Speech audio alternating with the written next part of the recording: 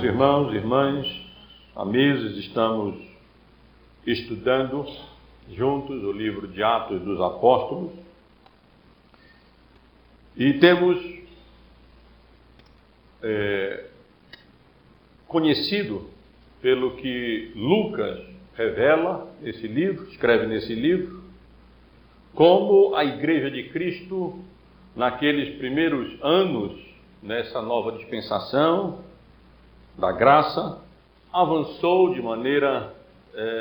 foi avançando de maneira inexorável, segundo o próprio Senhor Jesus havia anunciado, que os seus apóstolos deveriam permanecer em Jerusalém até serem revestidos de poder e assim serem testemunhas eficazes da vida, da morte, do ensino, da ressurreição do Senhor Jesus, tanto na cidade de Jerusalém, como ao redor da Judéia e Samaria, e depois então até aos confins da terra.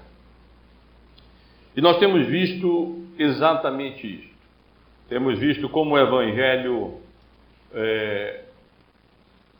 avançou, transpondo os muros da cidade de Jerusalém, pela graça de Deus, e de fato alcançando as regiões circunvizinhas da Judéia, de Samaria, e como vários gentios começaram a ser alcançados pelo Evangelho. E no domingo passado e retrasado, estive vendo com os irmãos aqui como a igreja chegou, ou foi iniciada, como o Evangelho chegou e a igreja foi iniciada, confirmada e estabelecida, e deu exemplo mesmo de solidariedade cristã lá na importante cidade do Império Romano, a terceira maior cidade do Império Romano, que era a cidade de Antioquia, uma cidade que se tornaria extremamente importante, porque de lá o apóstolo Paulo seria enviado nas suas 3 viagens missionárias, anunciando o Evangelho em toda aquela região ali na Ásia Menor, subindo ali até a Europa, até que finalmente ele chegasse à grande capital do Império Romano, para ali também anunciar o Evangelho, ainda que em cadeias, ainda que em prisão. E quando nós estamos estudando o livro de Atos, à medida que vamos lendo, nós vamos ficando alegres com as conversões. Logo em Pentecostes, nós vimos ali 3.000 pessoas sendo convertidas, depois continuamos a ver outras pessoas sendo alcançadas pelo Evangelho da graça de Deus.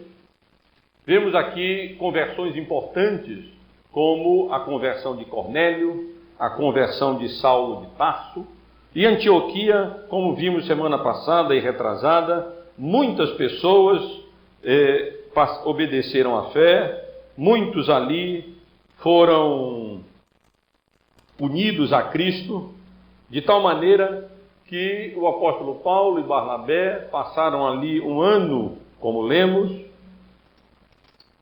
reunindo-se na igreja e ensinando, doutrinando, como diz o texto, uma numerosa multidão ali na cidade de Antioquia, aonde os discípulos foram pela primeira vez chamados de cristãos.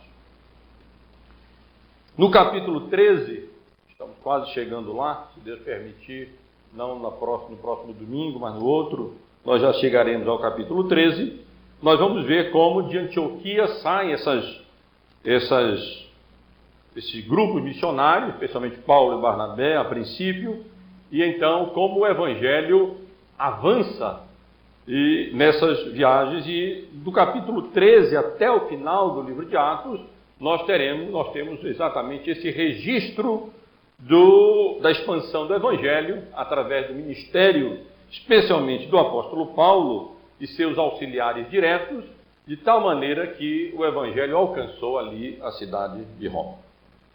Mas antes de Lucas começar a relatar, de fato, esse ministério missionário do apóstolo Paulo, para isso, a partir do capítulo 13, como eu disse, o seu grande herói, o herói de Lucas, é Paulo. Pedro e Paulo. A primeira parte do livro, Pedro. A segunda parte do livro, o apóstolo Paulo. Como ele registra também, aqui no capítulo 12, igualmente, uma nova onda de perseguição que veio sobre a igreja. Os irmãos lembram que houve uma primeira onda de perseguição, ali, com a morte de Estevão, e como resultado daquela primeira onda de perseguição, que levou Estevão até a morte, o evangelho acabou sendo promovido. Através de Filipe, alcançou a Samaria, e depois, através de outros evangelistas anônimos, como nós vimos aqui, os cristãos que foram dispersos, eles foram até a Fenícia, até Chipre e até Antioquia, anunciando o evangelho, e eles foram responsáveis pelo estabelecimento dessa igreja tão importante para a promoção do reino de Deus na igreja primitiva, que foi a igreja de Antioquia. O que nós vemos aqui no capítulo 12 é essa nova onda de perseguição, e novamente nós vamos ver que essa nova onda de perseguição resultou em nova promoção do reino de Deus no mundo. É incrível, mas quanto mais o evangelho era perseguido, quanto mais a igreja de Cristo era perseguida, e Deus permitia isso, mais o reino de Deus era promovido e mais o evangelho era divulgado, propagado, anunciado, pregado, e mais pessoas se convertiam, mais igrejas iam sendo estabelecidas, o reino das trevas ia recuando e o nome de Deus ia sendo mais e mais honrado e glorificado. Nesse capítulo, nessa porção que lemos, irmão, nesse capítulo inteiro, nós temos exatamente esse registro dessa nova onda de perseguição sobre a igreja do Senhor Jesus. Nós lemos nos primeiros versículos que Herodes, Herodes Agripa I, neto de Herodes o Grande, e sobrinho de um outro Herodes, Herodes conhecido como Herodes Antipas, ele, procurando agradar os judeus, procurando alcançar a simpatia dos judeus, ele se lançou contra a igreja de Cristo, prendendo as pessoas, prendendo os crentes, maltratando os crentes e fazendo passar ao fio da espada a Tiago, o irmão do Senhor, o irmão de João, e como ele encarcerou a Pedro com o mesmo objetivo, com o mesmo propósito de matá-lo, de passar também Pedro ao fio da espada. Aqui nós temos, portanto, irmãos, todo esse registro do martírio de Tiago e prisão de João, mas também nós temos o registro da libertação miraculosa de Pedro pela intervenção divina, utilizando-se de um anjo, e também nós vemos aqui o papel da igreja em Jerusalém, no que diz respeito a essa libertação miraculosa mesmo do apóstolo Pedro por intervenção direta de Deus. Primeiro, observe, irmãos, esses primeiros versículos, o verso 1 até o versículo 4, vamos pular um pouco o versículo 5, vamos ver aqui o versículo 6 também, e vejam como ocorreu essa onda de perseguição. Como eu disse, primeiro Herodes se lançou contra a igreja e ele, vendo que isso agradava aos judeus, vendo que os judeus estavam ali felizes em verem os cristãos, aqueles que seguiam a Jesus, serem aprisionados e serem maltratados ali na prisão, ele continuou no seu intento maligno, terrível, e Lucas registra aqui de uma maneira muito lacônica, não sabemos exatamente porquê, a morte de um dos apóstolos mais queridos do Senhor Jesus. Sabe que dentro do colégio apostólico havia ali 3 apóstolos que eram muito íntimos do Senhor Jesus. Estavam com ele na transfiguração, estavam com ele no seu sofrimento ali no Getsêmani, e são exatamente Pedro, Tiago e João. E é exatamente esse Tiago, um dos apóstolos muito queridos do nosso Senhor e Salvador Jesus Cristo, acerca de quem nós lemos aqui que Herodes Agripa I passou ao fio da espada, o que significa que Tiago foi decapitado. A expressão aqui utilizada significa exatamente decapitar. Não era uma morte, um tipo de morte de condenação ou de sentença judaica, mas era um tipo de sentença romana. E aqui, então, o fato que, embora não saibamos as razões, embora não saibamos exatamente a causa, o fato é que aqui é mencionado que Tiago, um dos queridos apóstolos do Senhor Jesus, foi decapitado, foi morto, e que Agripa, quando percebeu, o rei Agripa, o rei ali da Judéia, quando percebeu que essa perseguição e a morte de Tiago, de um dos apóstolos, tinha agradado o povo judeu, e como ele queria exatamente conseguir o favor e cair nas graças do povo judeu, para que continuasse ali também assim, alcançando o favor dos imperadores romanos, ele que era amigo particular dos imperadores romanos da época, então ele tentou, de qualquer maneira, calar aquela minoria que poderia dar trabalho no seu reinado, dar trabalho ali junto ao Império Romano para ele, e ele então ali procurou agradar o povo judeu, lançando o apóstolo Pedro na prisão. Era o dia dos pães asmos, era a época da Páscoa, e os judeus não costumavam sentenciar à morte alguém ali naquela época da Páscoa. É claro que ali eles fugiam isso tudo.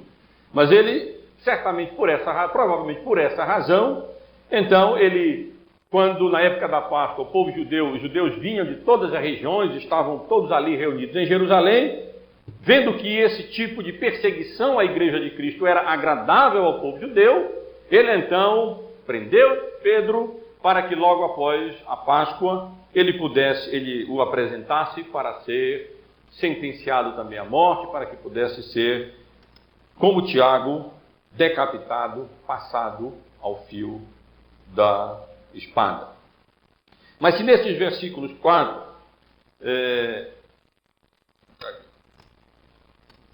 aqui até o versículo 4 temos esse relato, e também no versículo 6, observe, onde nós lemos que quando Herodes estava para apresentá-lo, naquela mesma noite Pedro dormia entre 2 soldados, acorrentado com 2 cadeias e sentinelas à porta do quarto. Nesse verso 6, ainda tratando da prisão ali de Pedro, nós vemos, irmãos, informações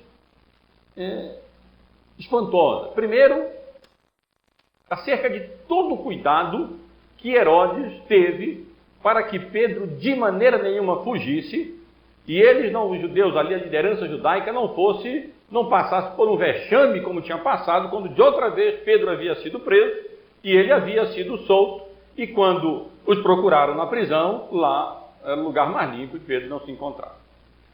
Não querendo que a mesma coisa voltasse a acontecer, eles então decretaram que 4 escoltas de 4 homens guardassem ali dia e noite Pedro na prisão. Era realmente uma prisão de segurança máxima para Pedro. Ele ficava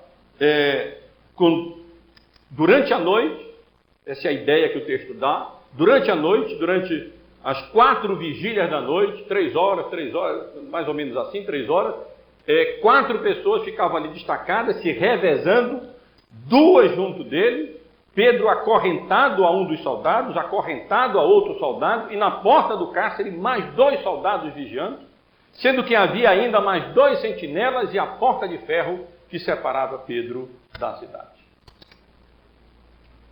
Meus amados irmãos, era uma situação difícil. E diz o texto que era a noite anterior, quando Pedro, no outro dia, seria fatalmente entregue para ser morto. Ele praticamente não tinha dúvida no que diz respeito a isso. Tiago havia sido passado ao fio da espada, teve esse destino. A morte de Tiago, o martírio de Tiago, agradou o povo judaico. Fugir não tinha como. Era realmente uma prisão de segurança máxima. A sentença quase certamente deveria ser cumprida logo no dia seguinte. Havia pouquíssimas esperanças e possibilidades de que Pedro pudesse ser retirado ali da prisão. E o que me espanta, que eu acho que deve espantar os irmãos também, na nossa falta de fé e na nossa falta de confiança na vontade soberana de Deus, seja ela qual for, morte ou vida, é a maneira como Pedro se comportou ali naquela noite. O homem estava dormindo, naquelas circunstâncias, em prisão de segurança máxima, para ser morto no outro dia. Não havia dúvida quanto às intenções do rei Agripa. Tiago já havia sido passado ao fio da espada, não tinha como ele fugir dali. Não consigo imaginar uma posição cômoda para Pedro dormir ali, amarrado a 2 soldados, um à sua direita e um à sua esquerda. E, meus amados irmãos e irmãs, nós lemos aqui no texto que Pedro dormia naquela circunstância difícil, terrível, na qual provavelmente a maioria de nós não pregaria os olhos. Pedro estava dormindo. No versículo 5 nós temos uma observação interessante. Nós temos aqui, não apenas de fato até o verso 6, um registro dessa perseguição, do martírio de Tiago e da prisão de Pedro, mas também nós temos uma referência de que enquanto aquela força militar estava ali agindo, escoltando, para evitar que Pedro fugisse da prisão, uma força mais poderosa estava em ação. A igreja estava orando. No versículo 5, nós lemos que Pedro, pois, estava guardado no cárcere. A ideia é, Pedro estava ali muito bem guardado no cárcere, mas havia oração incessante a Deus por parte da igreja a favor dele. Essa era a condição que Pedro se encontrava. Sem dúvida alguma, uma força ali muito bem montada estava guardando Pedro, evitando que ele fugisse. Mas disse aos irmãos, uma força mais poderosa ainda estava em ação. A igreja, unida, perseverava, ou como a mesma palavra original pode ser traduzida ali, não apenas no sentido de incessante, em oração incessante, mas em oração fervorosa. Ali era noite, a igreja estava lá reunida na casa de João Marcos, na casa de Maria, mãe de João Marcos, e a igreja de Cristo, mesmo ali à noite, os irmãos estavam reunidos ali orando incessantemente, orando fervorosamente, na comunhão dos santos, a igreja ali unida, intercedendo de maneira bastante objetiva. Pedro estava guardado no cárcere, mas havia oração incessante a Deus por parte da igreja a favor dele. E ali estava a igreja, portanto, reunida, orando incessantemente, fervorosamente a Deus, com o objetivo específico de que Pedro, pela misericórdia e graça de Deus, fosse libertado da prisão. Certamente a igreja estava encorajada a isso, porque Pedro já havia sido preso outra vez, Pedro e João já haviam sido presos, e eles, pela misericórdia e graça de Deus, foram libertados, e uma dessas vezes também por uma intervenção miraculosa de Deus. Mas, meus amados irmãos, Tiago não. Tiago havia sido preso, Tiago havia sido passado ao fio da espada, e dessa maneira lacônica, Lucas menciona que um dos apóstolos amados do Senhor Jesus encontrou a morte através da decapitação. A partir do versículo 7, Lucas registra a libertação de Pedro. Esse é o ponto, talvez, principal. Como Deus, soberana, graciosa, miraculosamente, em atendimento às orações da igreja, operou de maneira, utilizando-se de um anjo. Estávamos estudando sobre na escola dominical, sobre esse mundo invisível, essa criação angelical. Estivemos vendo aqui que uma das atividades angelicais é exatamente ser empregadas por Deus para proteger o seu povo, para guardar o seu povo, para libertar o seu povo. E aqui nós lemos que enquanto Pedro estava dormindo, e dormindo tão profundamente, um anjo de Deus apareceu na cela com grande luz, mas Pedro dormindo estava e mesmo com luz não acordou. Foi preciso que o anjo, num certo sentido, cutucasse Pedro, exatamente a ideia que o texto nos dá. Pedro, acorda. E então, quando Pedro acorda e se levanta, as cadeias simplesmente caem das suas mãos. E o anjo, e Pedro ainda ali meio sonolento, meio acordeado, meio dormindo ainda, é orientado passo a passo sobre o que ele tinha que fazer, de tal maneira que o anjo o instrui a se vestir, a calçar suas sandálias, a se cingir, a colocar a sua capa. Então a ideia é que o anjo vai como que tirando Pedro dali, levando Pedro dali por fora. Eles passam por duas das guardas, passam pelo portão de ferro que fechava ali a porta da cadeia da cidade. E então Pedro, quando já está na cidade, na rua da cidade, ele realmente cai em si. E ele, que julgava, não sabia direito se aquilo era realidade ou se era um sonho ou se era uma visão que ele estava tendo. Ele agora cai em si e diz: agora eu sei. Agora eu estou bem acordado, e agora eu sei que o que aconteceu não foi um sonho, sei que o que aconteceu não foi simplesmente uma visão, sei que o anjo de Deus me livrou da mão de Herodes e de toda a expectativa do povo judaico que esperava ali que Pedro tivesse o mesmo fim de Tiago, que ele também fosse decapitado e fosse passado ao fio da espada. Aqui, portanto, irmãos, nós temos a descrição dessa perseguição, a descrição da oração, a descrição dessa libertação extraordinária mesmo, miraculosa. Tudo aqui é narrado para dar a ideia de que, de fato, Pedro estava muito bem preso e que apenas uma intervenção miraculosa e extraordinária de Deus poderia livrá-lo daquela situação tão terrível na qual ele se encontrava ali naquela noite, mas que ele estava enfrentando da melhor maneira possível, dormindo, descansado, sabendo que a sua vida estava nas mãos de Deus, para a vida ou para a morte, e que fosse o que fosse, seria para a glória e para a honra do Senhor. Na parte final do relato que acabamos de ler, nós encontramos eu posso dizer que a reação da igreja diante dessa libertação miraculosa de Pedro. Geralmente os comentaristas, os estudiosos dessa porção, concluem que há um certo elemento humorístico quase aqui na maneira como Lucas relata esse humor, a melhor expressão mais sadia possível, né, em termos de literatura. Como ele mostra essa ironia, essas ironias e essas de uma maneira até que a gente quase é levado a rir daquilo que aconteceu. Porque vejam, irmãos, uma igreja que estava ali orando unânime, incessante, à noite, reunida ali, suplicando por Pedro, orando de maneira fervorosa por Pedro.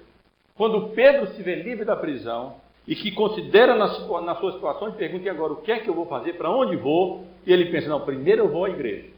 Então, primeiro ele vai à casa de Maria, mãe de João Marcos, que depois será introduzido no relato de Lucas, no seu papel como ajudante ali no início da primeira viagem missionária do apóstolo Paulo.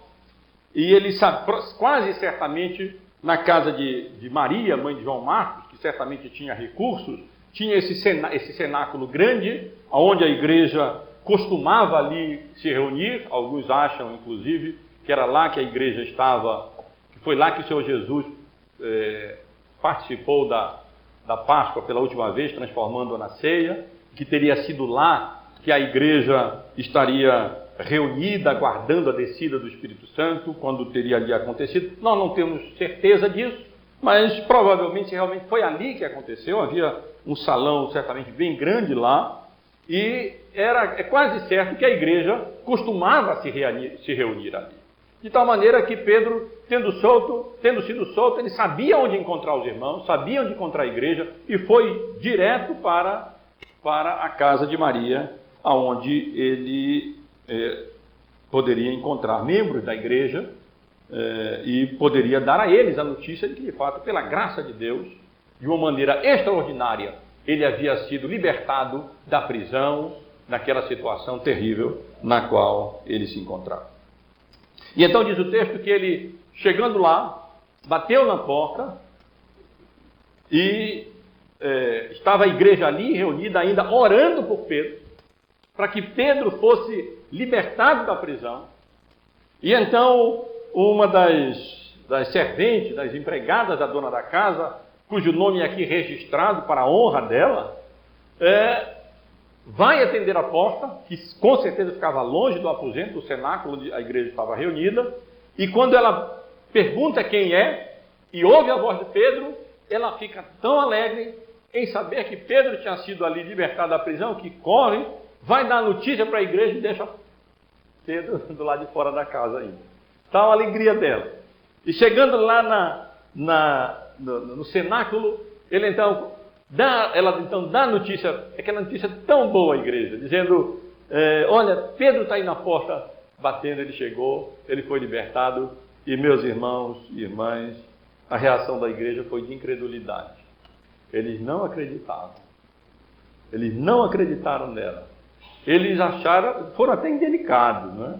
Acharam que ela tinha perdido o juízo, não sabia o que estava dizendo. Eles estavam orando por Pedro, Pedro estava na prisão, ele estava muito bem guardado, certamente as notícias corriam, sabiam que ele iria ser sentenciado amanhã, mas eles estavam ali orando por Pedro. Quando a notícia chega que Pedro havia sido libertado, que as orações deles, fervorosas, unânimes, ali, com esse objetivo específico, ao Deus Todo-Poderoso, havia sido respondida, e meus amados irmãos e irmãs, eles simplesmente não acreditaram. Há uma referência aqui um pouco difícil da gente compreender, quando eles então disseram: bom, então se tem alguém aí com a voz de Pedro batendo, deve ser o anjo dele. Aí é possível que nessa passagem, bem como, com base nessa passagem, bem como em Mateus, no capítulo 18, os irmãos podem verificar, no versículo 10, aonde nós lemos acerca nós lemos que vede, Jesus dizendo: vede, não desprezeis a qualquer destes pequeninos, porque eu vos afirmo que os seus anjos, quer dizer, os anjos deles, nos céus, veem incessantemente a face de meu Pai Celeste.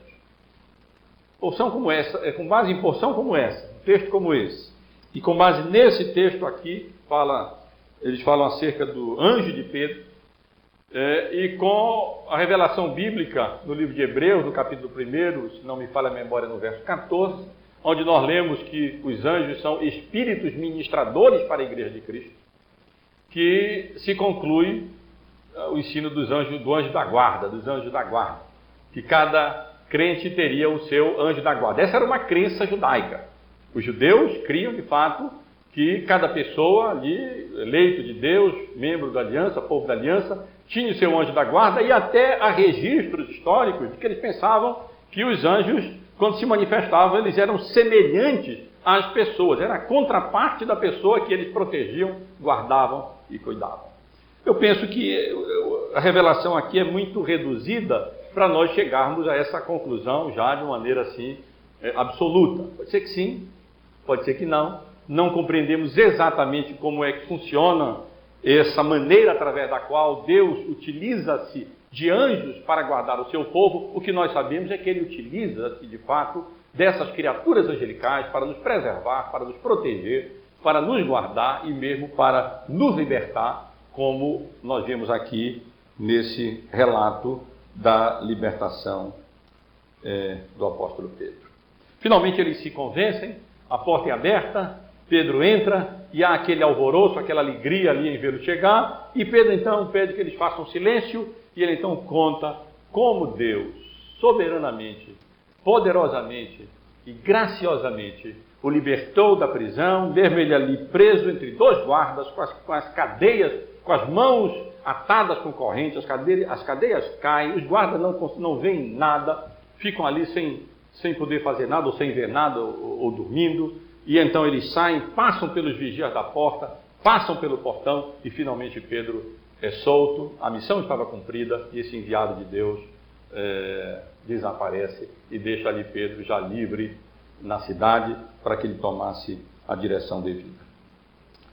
Ele faz um pedido apenas à igreja, que os irmãos anunciassem isso a Tiago, irmão de Jesus, que ao que tudo indica, como nós veremos no capítulo 15 do livro de Atos, naquela reunião da igreja em Jerusalém, por causa da controvérsia da circuncisão dos gentios, ele havia tomado a liderança ali na igreja, era um líder na igreja. Não sabemos exatamente aonde os demais apóstolos se encontravam nesse momento aqui.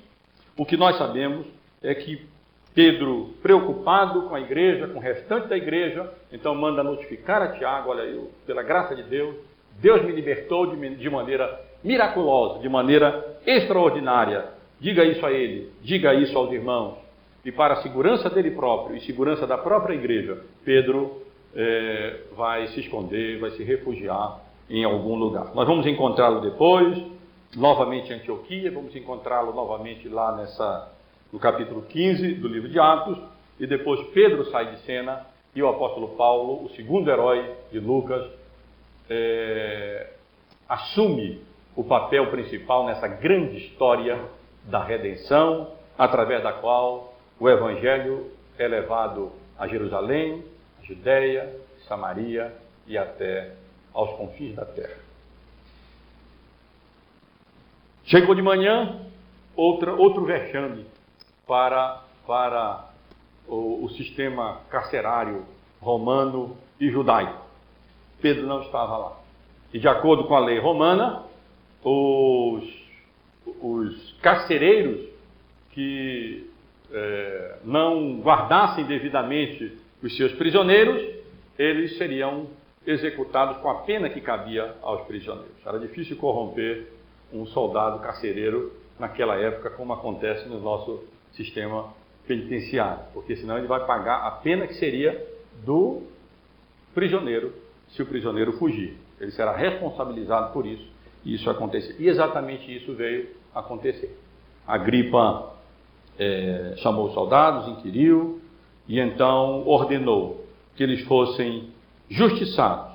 E descendo da Judéia, Agripa vai para Cesareia, onde passou algum tempo ali, introduzindo o que vai ser mencionado a partir do versículo 20, e com a graça de Deus nós consideraremos no domingo que vem. Mas, irmãos, eu quero desse relato que eu estive aqui elucidando com os irmãos, para que se torne um pouco mais claro, extrair algumas lições. Esse texto é rico em lições. Uma passagem com lições preciosas aqui sobre os atributos de Deus, sobre a vontade de Deus, as ações divinas, sobre o papel da igreja, sobre o papel da oração. A primeira lição que talvez o texto nos dê é no que diz respeito à soberania da obra de Deus, a soberania de Deus na obra da providência. Tiago, Pedro, João e demais apóstolos eram todos apóstolos queridos do Senhor Jesus Cristo. Tiago é preso, é morto. Pedro é preso, é libertado soberana e graciosamente da prisão. Nós não temos nenhuma explicação porque Tiago foi passado ao fio da espada e Pedro não. É injusto pensar que a igreja não estivesse orando da mesma maneira por Tiago. É claro que a igreja estava orando também por Tiago. Mas, meus amados irmãos e irmãs, Deus é soberano na obra da providência.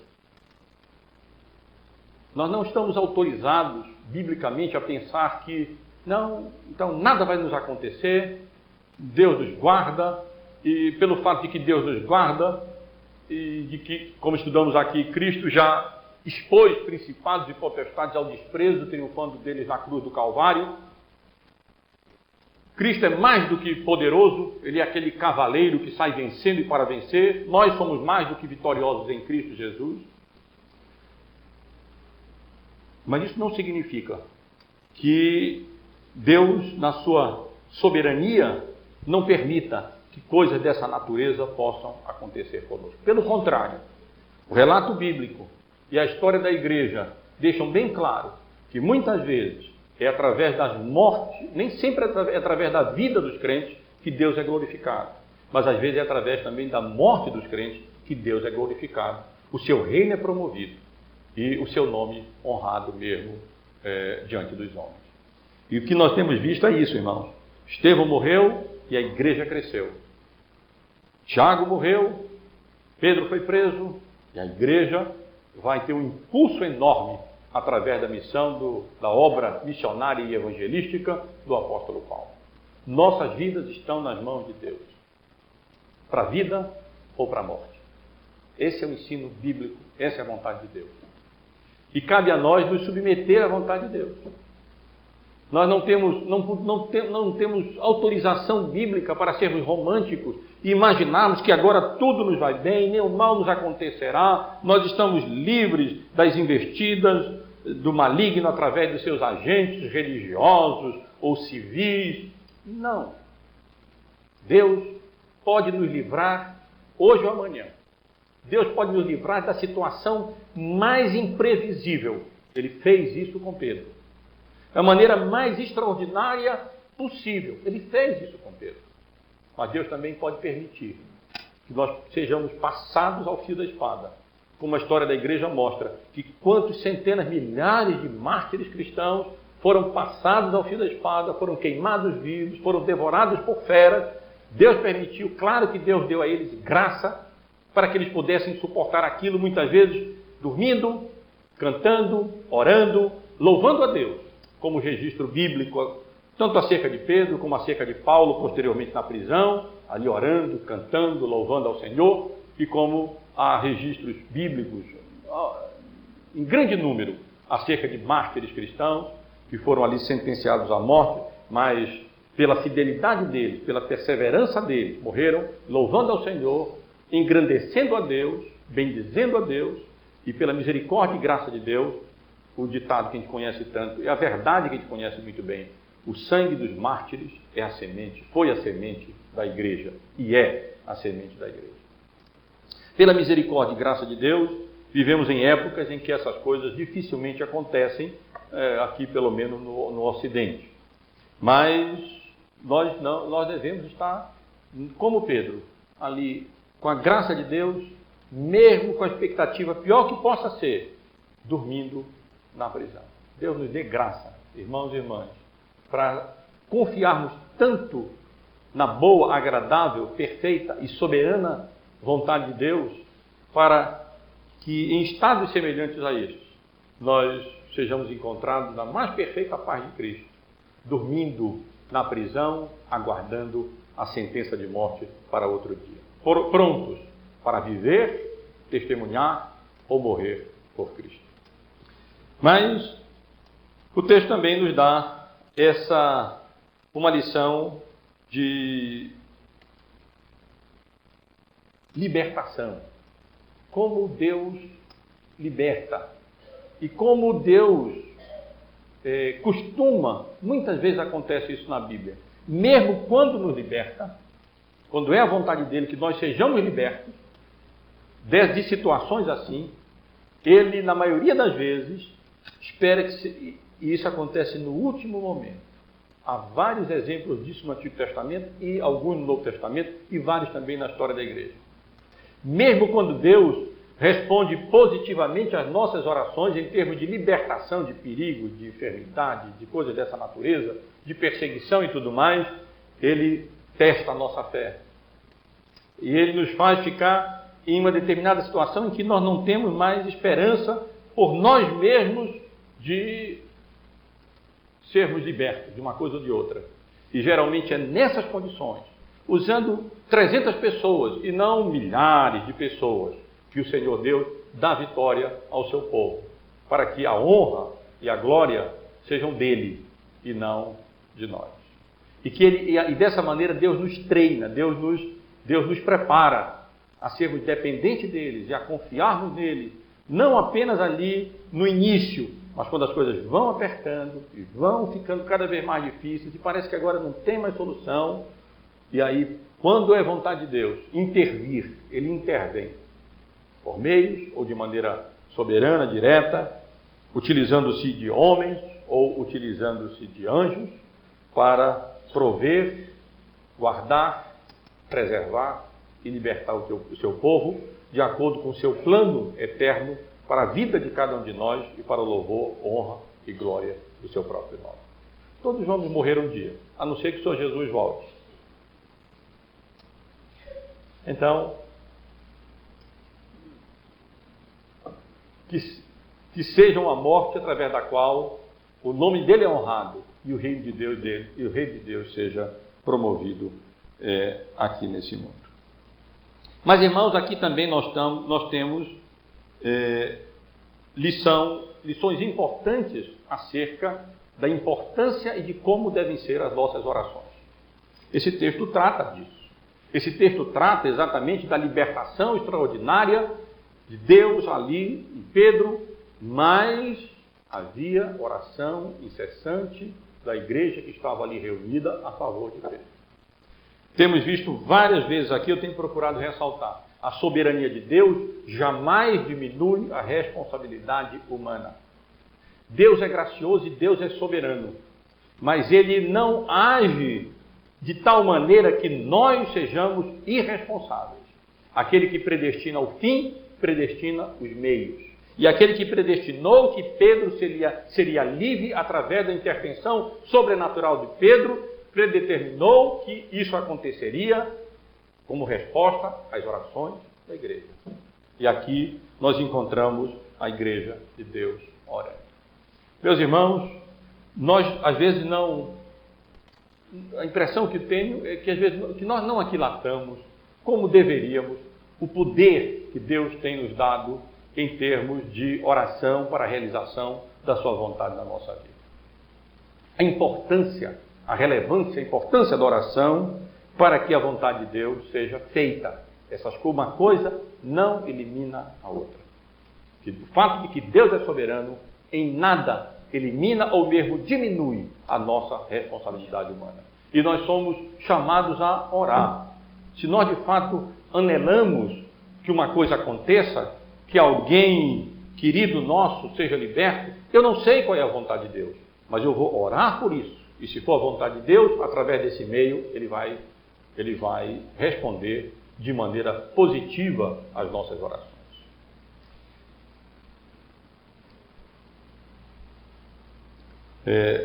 Mas aqui nós temos também lições mais específicas sobre a oração. Observem, irmãos, bem rapidamente, mas observem como, primeiro, a quem a igreja orava.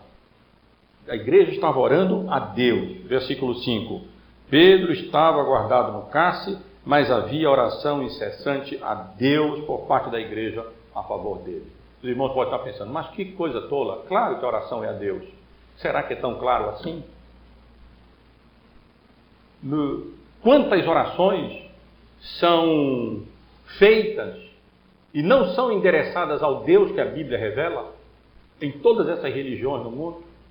Quantas orações são endereçadas a santos, a imagens na Igreja Católica? E meus irmãos, será que muitas vezes a nossa oração é dirigida a Deus, especialmente quando pública, ou é dirigida aos ouvintes? Nós estamos falando a Deus, expondo o nosso caso diante de Deus, suplicando pela misericórdia e graça a Deus, honrando e louvando a Deus, ou nós estamos orando para o auditório? Mas nesse episódio há uma lição também sobre a maneira como nós devemos orar. Havia oração incessante aqui traduzida, ou também poderia ser traduzida como fervorosa. A ideia é oração ali séria, sincera. Aqueles irmãos estavam orando certo a Deus, eles estavam orando com sinceridade, com fervor, estavam orando ali com insistência. Não sabemos que hora era tarde da noite, com certeza, mas eles estavam ali reunidos e orando diante daquela situação drástica, diante daquele perigo iminente para um dos apóstolos de Cristo. Eles estavam ali incessantemente intercedendo pela vida de Pedro, orando ali como de fato a igreja deve fazer. Mas ainda, era uma oração específica.